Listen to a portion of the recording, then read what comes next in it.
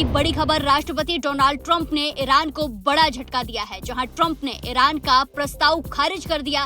परमाणु कार्यक्रम का प्रस्ताव में कोई भी जिक्र नहीं है, ऐसा ट्रंप का कहना है। मार्को रूबियो की दो टूक चेतावनी भी सामने आई है। ऐसे में सवाल, क्या ईरान और अमेरिका के बीच छिड़ने वाली है भीषण जंग? क्यों राष्ट्रपति डोनाल्ड ट्रंप ने ईरान के शांति प्रस्ताव को कचरे के डब्बे में डाल दिया? और क्या परमाणु बम की जिद ईरान को पूरी तरह बर्बाद कर देगी?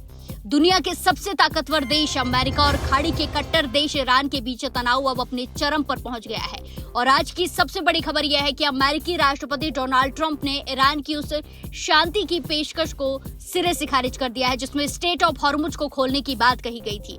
ट्रंप ने साफ कर दिया है कि जब तक परमाणु हथियारों पर लगाम नहीं लगेगी तब तक कोई समझौता मुमकिन नहीं है। खबरों के मुताबिक सोमवार को व्हाइट हाउस के सबसे सुरक्षित हिस्से सिचुएशन रूम में एक high level national security meeting बुलाई गई। इस मीटिंग में ईरान द्वारा भेजे गए एक ताजा प्रस्ताव पर चर्चा होनी थी जो कथित तौर पर पाकिस्तान के जरिए अमेरिका तक पहुंचा था। जैसे ही प्रस्ताव की फाइल ट्रंप के सामने आई, उन्होंने इसे नापसंद कर दिया। इससे वो नाखुश नजर आए। राष्ट्रपति डोनाल्ड ट्रंप के गुस्से की सबसे बड़ी वजह ये थी कि ईरान ने अपने पूरे प्रस्ताव में परमाणु कार्यक्रम यानी कि न्यूक्लियर प्रोग्राम का कहीं भी जिक्र तक नहीं किया था। राष्ट्रपति डोनाल्ड ट्रंप का सीधा संदेश है कि अमेरिका को ऐसी कोई डील मंजूर नहीं है जिसमें ईरान छिपकर परमाणु बम बनाने की तैयारी करता रहे।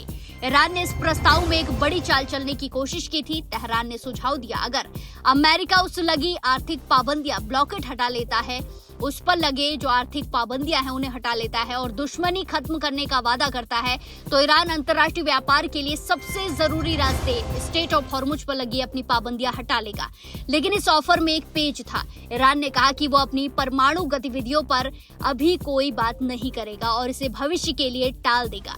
राष्ट्रपति डोनाल्ड ट्रंप प्रशासन ने इसे ईरान की समय खरीदने वाली रणनीति माना है और साफ कर दिया है कि बिना ठोस वादे के अमेरिका झुकने वाला नहीं है। इस मामले में मार्को रूबियो की दो टूक चेतावनी भी देखने को मिली है, जहां अमेरिकी विदेश मंत्री मार्को रूबियो ने इस मामले पर आग उगलते हुए कहा कि ईरान दुनिया को बेवकूफ बनाना बंद करे।